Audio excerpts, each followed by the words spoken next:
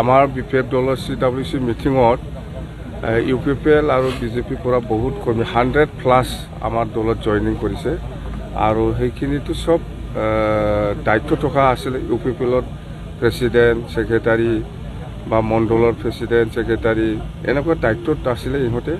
মুঠতে আজি যিখিনি সোমাইছে সবে BJP আৰু UPPLত দায়িত্ব থকা লিডাৰসকলে সোমাইছে। খুব ভাল, মানে আমি আমাৰ বিপিএফ দলৰ যিটো ভৱিষ্যত ভাল হৈ আছে বুলি আমি ক'ব পাৰোঁ। আপোনাৰ তাত য'ত যোগদান কৰিছে BJPৰ পৰা মানুহ আহিছে, তাতে BJPৰ মন্ত্ৰী জয়ন্ত মল্ল বৰুৱা, পীযুষ হাজৰিকা গৈ মিটিং পাতিছে, মানুহ আনিছে, এইবিলাক ক'ৰ পৰা আহিছে? এইটো মই এনেকুৱা কাউণ্টাৰ নিদিম যে মই কাকো এতিয়া এনেকুৱা মই কাকো কাউণ্টাৰ নিদিম। BPF হিচাপে আমি কৰি আছোঁ। BPFক কোনোবা ভাল পাই পেলাই আজি যেনিবা ইমানুৱেল মুছাহাৰী আমাৰ দলৰে আছিলে, সি মানে 3 বছৰ BJPত থাকি আকৌ আহিলে, নিশ্চয়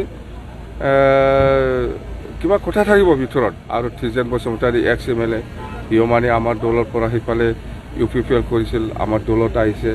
মুঠতে খালি ইহঁতেও নহয়, বেলেগ বেলেগ লিডাৰো সোমাইছে আজি। মুঠতে ভাল ক'ব গ'লে আমি ভাল বুলি ক'ব পাৰোঁ। আৰু আজিৰ মিটিঙত আমি বিশেষ কৰি যুৱক যুৱতীসকলক আমি কেনেকৈ ট্ৰেইন আপ কৰিব লাগে আৰু মহিলাসকলক আৰু ট্ৰেইন আপ কৰিব লগা আছে, সেইখিনি লৈ আমি মিটিং কৰিছে আৰু দায়িত্বও দিছে। খাম্পা বৰগাৰী কোকৰাঝাৰৰ প্ৰাৰ্থী হ'ব বুলি ইতিমধ্যে তেওঁ কৈছে আজি। নাই নাই নাই নাই সেইটো এনেকুৱা ফৰ্মেলি কিবা হোৱা নাই, আলোচনাও হোৱা নাই।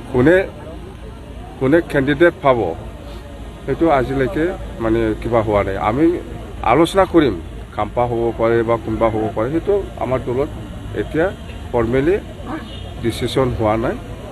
কোনোবাই কৈছে যদি এইটো বেলেগ কথা, কিন্তু দলৰ মজিয়াৰ পৰা হোৱা নাই। UPPL বা BJPৰ পৰা আৰু কোনোবা ডাঙৰ লিডাৰ আহিব নেকি? MNCL আহিব, মোৰ লগত ডাইৰেক্ট হোৱা নাই, আমাৰ কৰ্মীসকলৰ লগত আলোচনা কৰি আছে বুলি মই কিমানজনমান শুনিছোঁ। কোনোবা UPPL MCLA বা কোনোবা BJP MCLA, এনেকুৱা আমাৰ দলৰ কোনোবা নেতাসকলৰ লগত আলোচনা চলি আছে বুলি মোৰ লগত ডাইৰেক্ট কৰা নাই, মোৰ কৰা নাই এতিয়াও কাৰো লগত। সমষ্টিতে কি হ'ব? দুইটাতে সমষ্টিত আপোনালোকে নিৰ্বাচন খেলিবলৈ সাজু? দুইটাতে প্ৰাৰ্থী নাই নাই নাই, আমাৰ স্পষ্ট কোকৰাঝাৰ লোকসভা সমষ্টি আৰু দৰং ওদালগুৰি লোকসভা সমষ্টিত BPFৰ পৰা ইণ্ডিপেণ্ডেণ্টলি কেণ্ডিডেট দিব, সেইটো 100% খাটাম হৈ আছে আৰু জিকিবই আমি।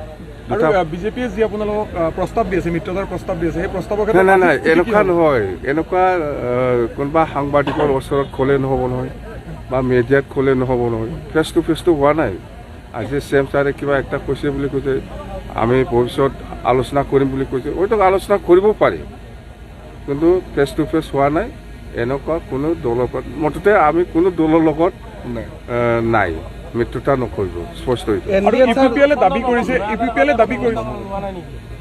UPPLে দাবী কৰি আছে যে কোকৰাঝাৰখন তেওঁলোকৰ দখললৈ যাব, এইটো নিশ্চিত হৈছে। এইটো সময় আহিলেহে ক'ব পাৰে চবে।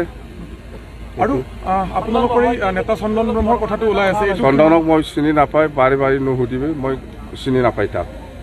ছাৰ, NDAত যোগদান কৰাৰ কাৰণে আপুনি দিল্লীত বাহৰ পাতি থকা বুলি প্ৰচাৰ নাই, মইতো চব জেগাতে যায়। কিয় দিল্লীত নহয়, মই বেলেগ কামতহে গৈছিল। মই বেলেগ কামৰ কাৰণে গৈছিল, এনেকুৱা যোগদানৰ কাৰণে যোৱা নাই। এইবিলাক প্ৰমোদ বড়োৰ কথা। এইবিলাক বাকী নৱহৰণীয়াৰ কথাটো অকণমান ক'ব নেকি? তেওঁ এইবাৰো বড়ো অনাবড়োৰ যিখন কাৰ্ড, সেই কাৰ্ডখন এইবাৰো তেওঁ খেলি কিনে আকৌ জয়ী হ'ব। তাৰতো অভ্যাস আছে আগৰ পৰাই খেলি অহা, সেইটোতো খেলিবই, এইটো ডাঙৰ কথা নহয়। এইটো কোকৰাঝাৰ ৰিজাল্ট কি হ'ব ছাৰ লোকসভা? কোকৰাঝাৰ লোকসভা ৰিজাল্ট আমাৰেই হ'ব, ভাল হ'ব। দৰং